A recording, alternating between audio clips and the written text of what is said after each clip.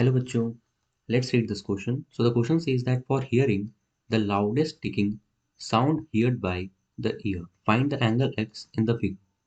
और हमारे पास एक फिगर दिया हुआ है जिसमें एक क्लॉक का जो अलार्म है या जो आवाज़ है वो जाके इस बॉल से यहाँ पर टकराती है और फिर वो रिफ्लेक्ट बैक होकर ईयर के पास आ जाती है। तो हमसे इस क्वेश्चन में एंगल एक्स पूछा है जिससे हम लोग को जो ईयर है उसको मैक्सिमम साउंड को सुन पाए। तो हमारा इस क्वेश्चन का एक सिंपल सा सॉल्यूशन हो जाएगा जो कि होगा कि अगर ये जो क्लॉक है वो कुछ साउंड वेव प्रोड्यूस करती है तो ये सारा साउंड वेव इस ईयर तक तभी पहुंच पाएगा जब ये रिफ्लेक्टेड साउंड वेव के डायरेक्शन में रहेगा। तो ये जो साउंड वेव है ये इस डायरेक्शन पर आएगा इस पॉइंट पर और रिफ्लेक्ट कर जाएगा और ये इस ईयर के पास आ जाएगा। पर अगर ईयर इस जगह के अलावा और कहीं पर है तो इसको आवाज़ तो आएगा पर वो जो मैक्सिमम साउंड है वो ये नहीं सुन पाएगा। तो हमारे इस क्वेश्चन के लिए हम जो की कंसेप्ट है यूज करेंगे वो होगा रिफ्लेक्शन का।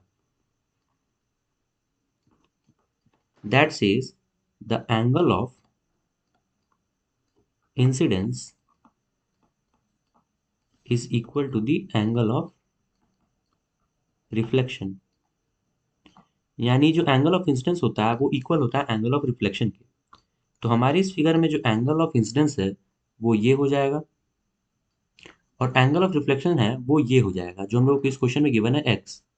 यानी ये दोनों बराबर होना चाहिए तो हमारा ये एंगल भी एक्स हो जाएगा क्योंकि एंगल ऑफ इंसिडेंस हम लोग गिवन है एंगल ऑफ रिफ्लेक्शन के और एंगल ऑफ रिफ्लेक्शन हम लोग का है एक्स।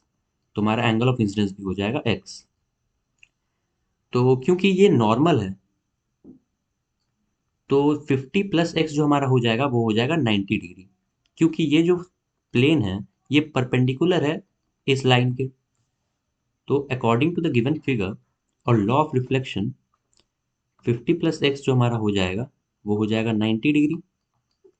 तो फाइनली हमारा जो एक्स आ जाएगा वो आ जाएगा 90 degree minus 50 degree. So x will be 40 degree. तो हम लोग को जो एंगल मिल जाएगा वो हो जाएगा 40 डिग्री जो कि हमारा एंगल ऑफ इंसिडेंस और एंगल ऑफ रिफ्लेक्शन हो जाएगा। तो ये हमारा फाइनल आंसर हो जाएगा। Hope you got this well. Best of luck.